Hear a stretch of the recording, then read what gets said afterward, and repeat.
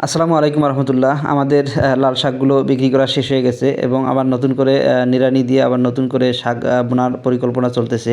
তো এজন্য সকাল সকাল চলে আসছি আমাদের সেই শাকের জমিটাতে নিড়ানি দেওয়ার জন্য পাশুন হাতে নিয়ে, তো নিড়ানি যেটাকে বলা হয় এটা হাতে নিয়ে চলে আসছি। দেখেন প্রচুর পরিমাণে ঘাস হয়েছে।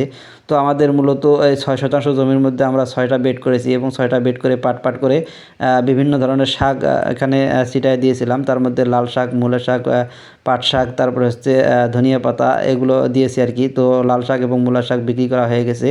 এই 3টা বেড খালি হয়েছে, আর 3টা বেড বাকি আছে। তো 3টা বেডের মধ্যে আজকে অন্য অন্য শাক ছিটাই দেবো, যেহেতু সামনে শীতকাল আর শীতকালীন শাক এখন হবে। তো এই বেডটা দেখতেছেন, এই বেডটাতে পালং শাক দিয়েছিলাম, কিন্তু বৃষ্টির কারণে পালং শাক হয়নি। প্রচুর পরিমাণে ঘাস হয়েছে। তো ঘাস হয়েছে তা কী হয়েছে, আমাদের ঘাসের উপকারে লাগতেছে আর কি। আমাদের যেহেতু বর্তমান গরুর জন্য ঘাসের খুব প্রয়োজন, তো এটা আমাদের কাজে লাগছে আর কি। আমাদের কোনো কিছু ফেলানি যায় নাই। তো সুন্দর করে নিড়ানি দিতেছি। প্রচুর পরিমাণে ঘাস হয়েছিল এই বেডটাতে। এই বেডটাতে খুব পরিমাণে শাক হয়নি, অল্প কিছু শাক ছিল, বিক্রি করে দিয়েছি। তো যাই হোক, সুন্দর করে নিড়ানি দিয়ে কিছুক্ষণ রাখছিলাম জমিটা ফেলে, যাতে রোদে শুকিয়ে যায়।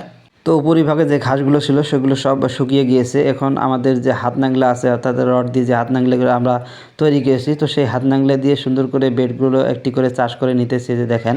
তো চাষ করে নেওয়ার কারণ হচ্ছে, আমাদের জমিটা আমরা নিড়ানি দেওয়ার পরে জমিটা একটা উর্বরতা উর্বর করতেছি আর কি, যাতে বীজগুলো সুন্দরভাবে ছড়িয়ে ছিটিয়ে পড়তে পারে। একবার চাষ করলে আর দ্বিতীয়বার গাড়ি দিয়ে হাল দিয়ে বড় গাড়ি দিয়ে চাষ করা লাগে না। শুধুমাত্র এরকম হাত নাংলে দিয়ে চাষ করলেই যথেষ্ট। তো এখন বীজ ছিটানোর পালা। লাল শাক, পালং শাক, তারপর নাপা শাক, এই 3 প্রকারের শাক আমি নিয়ে আসছি। তো লাল শাকগুলো বালু দিয়ে মিক্স করে ছিটায় দেবো, এবং পালং শাক এবং নাপা শাকগুলো এক রাত ভিজিয়ে রাখছিলাম। ভিজিয়ে রাখতে ভালো হয় আর কি। তো প্রতিটা বেডের জন্য আমি মূলত 100 গ্রাম করে বীজ নিয়েছি।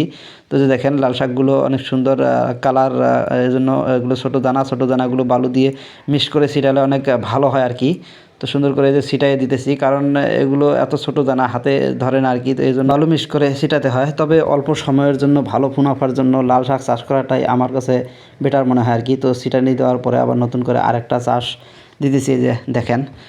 এই চাষটা দেওয়ার কারণ হচ্ছে, এই চাষটা দিলে যে বীজগুলো উপরে ভাগে আছে সেই বীজগুলো নিচের অংশে চলে যাবে, এবং মই দেওয়ার সময় কোনো প্রকারের বীজ উপরে পড়ে থাকবে না।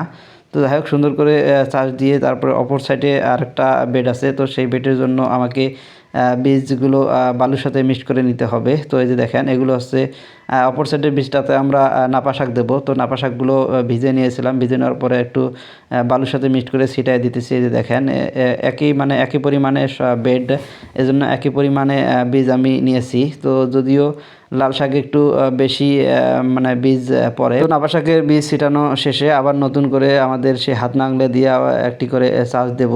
তো এই যে দেখেন, চাষ দিয়েছি। তবে জমির মাটিটা অনেক উর্বর আছে, এজন্য সুবিধা হচ্ছে আমার শাক বুনতে আর কি। তো এভাবে সুন্দর করে একটি চাষ দিয়ে তারপরে মই দেবো আর কি। তো এই যে দেখেন, সুন্দর করে চাষ দিতেছি।